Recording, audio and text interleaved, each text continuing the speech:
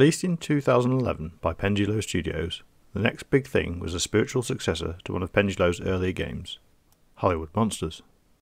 The story takes place in an alternate reality, whereby monsters are real and play the parts of monsters in Hollywood horror films.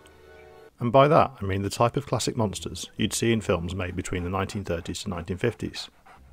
Think The Fly, Frankenstein's monster, The Mummy, and The Invisible Man, but with different names, for example. Continuing in Pendulo's usual point-and-click graphic adventure style, the story is narrated at various stages in the game by a smartly dressed gentleman whose identity isn't revealed until late on in the game. It is presented from the perspective of someone looking back on events, with this same character also appearing when you need a hint of what to do next. The game initially starts you off just after the annual Horror Film Awards ceremony has taken place, and puts you in the reporting shoes of two journalists, Dan Murray, an arrogant, "I'm a cocky son of a gun," and womanising sports writer who only cares about watching a big fight, and Liz Allaire, his eager but intense colleague for this project, who often tends to predict what people will say before they finish their sentence. How did you know what I was going to say? Oh, and did I mention that they hate each other? Jerk. lunatic. It isn't long before you're off on a wild adventure of kidnapping, torture, crazy experiments, daring challenges, wanton destruction, spiking of drinks. Weather is just crazy. Magic tricks. Oh, I hate magic. Dentistry. And some good honest investigative journalism. At least that's what Dan thinks he's doing.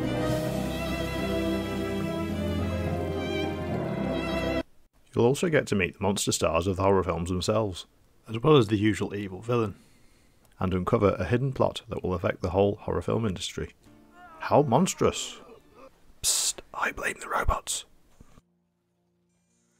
The gameplay is similar in style to the Runaway series, with a mixture of puzzles, hunting for objects, and then the fun of deciding what to combine together. But something tells me that this is going to turn out to be nonsense. Yes, yes, yes! Foolish foolishness!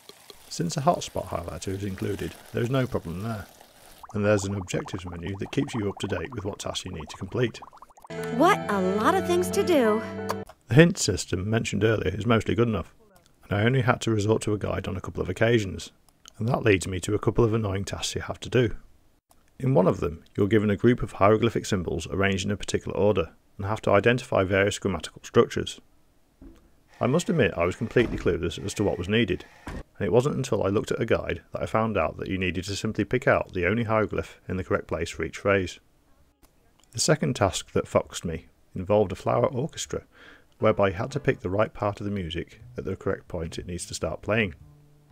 Again, I was mostly at a loss of what to do, apart from a couple of wildcard sounds thrown in, and even once I knew what I had to do, I still struggled to put it all together at just the right time. It was made especially more awkward as the positions of each instrument changed each time you failed. Nothing. And I've lost the desire to try the 12,464th time. While I'm on the topic of things that I didn't like with the game, I should also mention that the game crashed on me late on in the 6th chapter, and because I'd only saved very occasionally, I lost a good 15 to 20 minutes of gameplay, if not more. This is a situation whereby autosaves complementing the manual save system could have helped. At last this has a solution. Dialogue in the game seemed decent enough, but I was expecting a few more funny moments from a game that was certainly aiming for a comedy approach. Sure, there might be moments that make you smile a little, and the game is generally fun to play, but there's definitely nothing that sends you into a rampaging fit of laughter either. Maybe it's just me. Heck, you bloody earthling, or I'll vaporize you with my hypergalactic laser! Most conversations with characters were interesting enough too, but there were some where I got to the point where I just wanted to skip through them, as it didn't add anything worthwhile. Overall, the story and its conclusion were satisfying enough, and barring the small issues I had, I found the experience to be good. Record from the radio? I wouldn't mind, but I come from a good family. It only took me several hours to complete, so it is a little bit on the short side. The quality of the graphics for this type of game was good, and the sound was of an acceptable quality too. Unfortunately for Pendulo Studios, the game was not quite the monster hit they were hoping for, and so they moved away from the comedy genre altogether with the next game.